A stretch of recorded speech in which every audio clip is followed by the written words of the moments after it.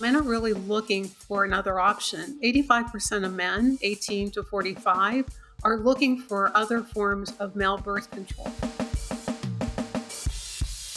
Hello, and welcome back to Healthcare Strategies. I'm your host, Olivia Kaler, Senior Editor of Pharma Life Sciences, and today we're diving into a topic that has long been overlooked and is now gaining significant traction, male contraception. Joining me today is Darlene Wally, CEO of Next Life Sciences, the company developing Plan A. Plan A is a long-acting reversible male contraceptive that could change the game of reproductive health. Darlene, thank you for coming today and welcome to the pod. Thank you, Olivia. I am so excited to be here. Well, let's just go ahead and dive into the basics. Can you please tell me what exactly is Plan A and how does it work? I understand it's based on a technology called Vasalgel, correct? That's correct. So Plan A consists of a delivery device and a polymer called Vasalgel. So the delivery device allows the polymer to be accurately deposited into the vas deferens of the male. The polymer is very interesting. It starts out as a viscous, very thick, clear solution, like honey. And when it goes into the vas deferens, it becomes very spongy, very porous, and it will allow fluids to pass, but not sperm. And then the really interesting part is, on demand, that hydrogel can be reversed. It could be dissolved very easily and removed from the body. We often hear this narrative that birth control is seen as a woman's responsibility, but I feel attitudes are shifting. What kind of demand are you seeing for male contraception, especially in the wake of the Dobbs decision that overturned Roe v. Wade? You're absolutely right. After the overturn of Roe v. Wade and with the new administration, there's been a spike in the request for vasectomies. So vasectomies are pretty final. They have a very low reversal rate, very expensive out-of-pocket fee.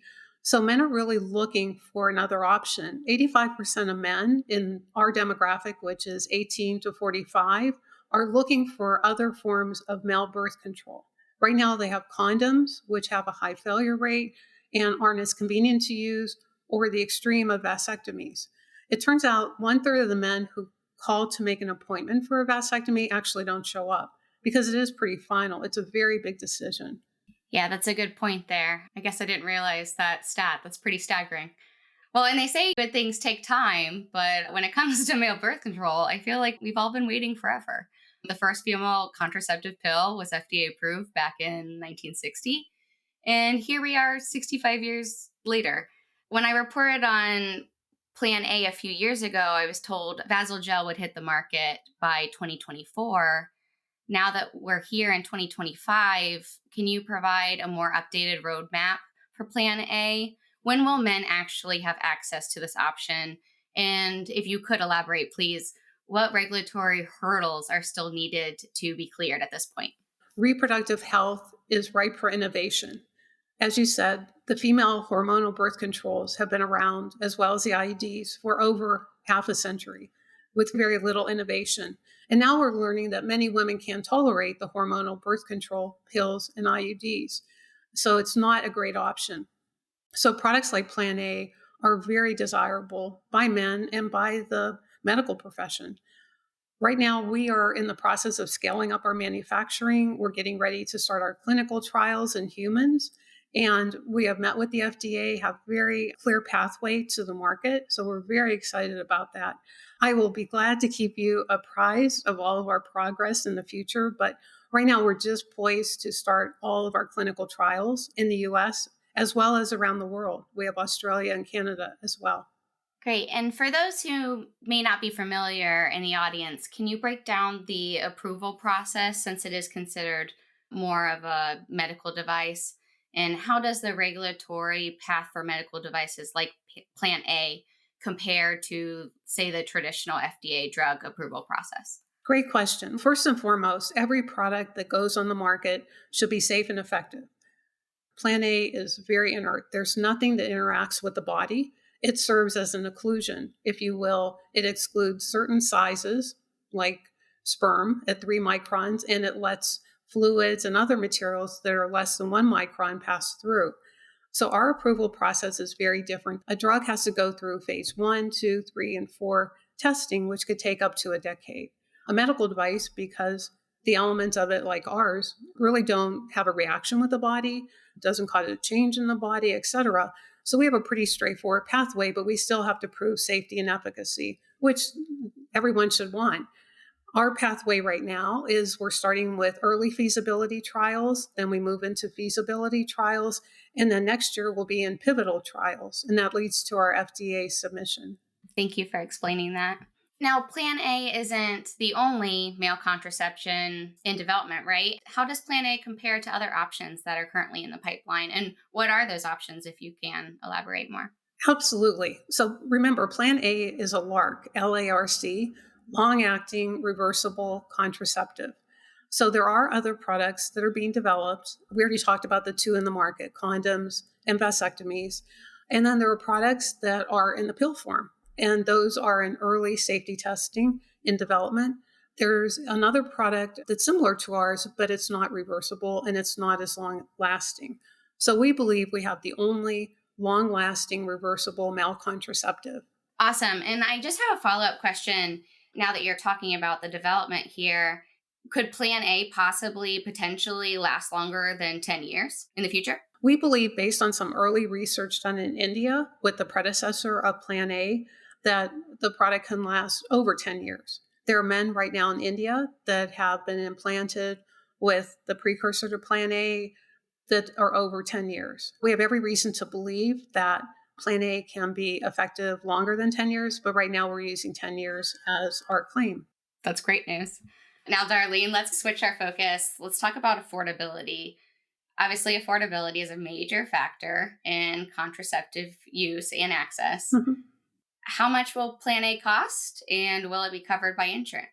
So Plan A will initially be covered by the vasectomy reimbursement code. So everyone who has insurance should be covered by that code. And typically, right now in the US, the cost of a vasectomy is somewhere under $1,000. So our procedure would be the same price. We also have a public access program for people who don't have insurance or can't afford our product. We have a loan system for people who maybe have to pay a large out of pocket because of their insurance. So it makes it more feasible for those people as well. So it's very affordable. We will, after we get FDA approval, we will apply for our own unique reimbursement code. And then there will be no out of pocket for the patient, and there will be reimbursement to the physician. So it'll be a win. Well, I'm definitely no mathematician, but let's quickly do the math on that if we can. So let's say someone chooses to maintain Plan A for 10 years. We're just stopping at the 10 years right now for this example. That equates to just over $8 per month out of pocket on the higher end. And that's if that's the full $1,000 and not even considering the payment plans or anything that you just mentioned that would relieve the stress of the cost. No, you're absolutely right. It's a very affordable option. And when you think about the downside of unplanned pregnancies, 50% of pregnancies right now in the US as well as around the world are unplanned. And the cost to the insurer, the cost to the consumer is tremendous with an unplanned pregnancy.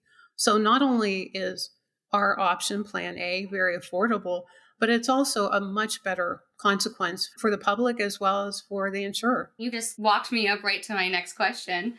Beyond the USA, you did mention Australia. Do you have plans to expand Plan A to international markets? Absolutely. More international markets? Yeah, absolutely. The US will be our first market. It's our largest market. We will expand quickly into Europe, Canada, Australia, Asia.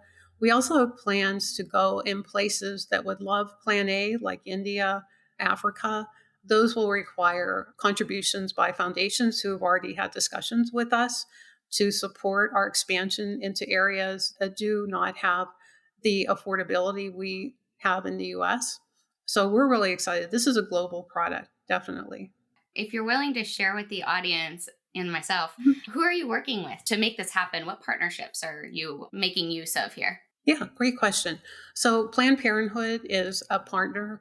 The Male Contraceptive Initiative, which has been going for over a decade, is a very strong partner of ours. In fact, we have grants from them to develop our product. We also have the World Vasectomy Day and the No Scalpel Vasectomy Organization. And if I could, I was just at a conference in Colorado of all the vasectomists that go around the world on missions training doctors to do vasectomies. which their mission is really to prevent unplanned pregnancy. So they really want to keep population growth to a minimum, just on the planned pregnancies. And they've embraced Plan A wholeheartedly. They've all signed up to help us with our clinical trials, and it'll be a wonderful avenue to launch our product worldwide. Excellent. Well, as we finish out our conversation, Darlene, is there anything else you'd like to share, whether it's about Next Life Sciences' next steps, ongoing research, or just how listeners can stay engaged with the progress of male birth control? We're really excited. We have over 50,000 men that have signed up on our website without soliciting that. So the best place probably for information and to follow us in our newsletters is through our website. Men in general that we meet with, young men especially in our demographic 18 to 45, are looking for other options. They want to participate in birth control. They want to be a partner that's taking responsibility, and they realize that for a lot of women, there aren't good alternatives. Women are having difficulty with the current products on the market, and men really want to step up to the plate and be responsible. So we found, as I said earlier, 85% of the men in this category, which is our demographic, really want something like Plan A to be able to do. Plan A is something you set it and forget it. And then if you change your mind, it's a very easy procedure to reverse it. So it's a perfect option for men who maybe they are not ready for children. They don't know in the future when they would want to have children. It's a perfect option. Urologists love the product right now. Urologists really have embraced this option. We're not competing with vasectomies. Vasectomy is a great option for men who are over 50 years old, know they don't want to have any more children. We're not competing with that. We are targeting the men who are younger, who may still want to have children somewhere in the future. And we offer them a great option of worry-free protection and very easy reversal. Awesome. And just one more question before we go. Can you clarify for the audience when exactly your timeline is predicting when men can actually have access to this product once it's FDA approved and available to the market? Our plan right now is in 2027 to have the product commercialized in the US. And that really depends on all of our clinical trials, all of our manufacturing that's in progress right now, continuing. We've raised $8 million already. We're in the middle of a Series A raise, $20 million, and that'll get us 2 years of clinical trials. And then we have a commercialization plan that kicks in at that point to take us not only in the US, but globally. So it's a very exciting time. Yes, it definitely is. I'd like to go back and talk a little bit about the men that are seeking vasectomies after the overturning of Roe v. Wade. You did mention that it's been spiking. Do you have any more data to highlight just how actively they are seeking these treatments? I know you said they are reaching out to have the vasectomies, but if they're not showing up, then they're not having the treatments, right? Yeah, it's a great question. What we've seen reported is over a 200% increase in one survey right after Roe v. Wade was overturned, increase in requests for vasectomies. And then recently with the new administration, one source was publishing over 1,000% increase in requests. But you're correct. We have to see the data this year and for last year to see how many men actually went through with the procedure. We are seeing in our vasectomy clinics of our advisory board members, much younger men coming in for vasectomies because the fear of pregnancy is so high right now with the legislation in our country. But we know on the really positive side from the work that the research that was done by the Male Contraceptive Initiative in 2019, they showed that 85% of men in our demographic really want something else for birth control. So that's 19 million men. And what men really want is something that fits their daily lifestyle. They don't really want a pill they could take every day. They don't want something that's going to have side effects, something that may cause feminizing attributes, which is what the hormonal options provide.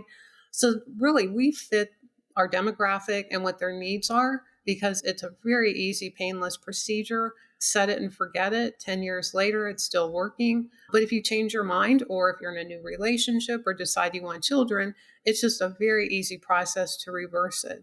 It's well under 10 minutes. We feel that Plan A is a very attractive option to meet the needs of men today. And you said it's just a 10-minute procedure. Is it pain-free? It is absolutely pain-free. If you think of having your blood taken, but imagine if you had a local anesthetic on your arm. So a lot of people don't feel their blood being drawn, but even with a local topical anesthetic, you would definitely feel nothing. So it's a very quick procedure.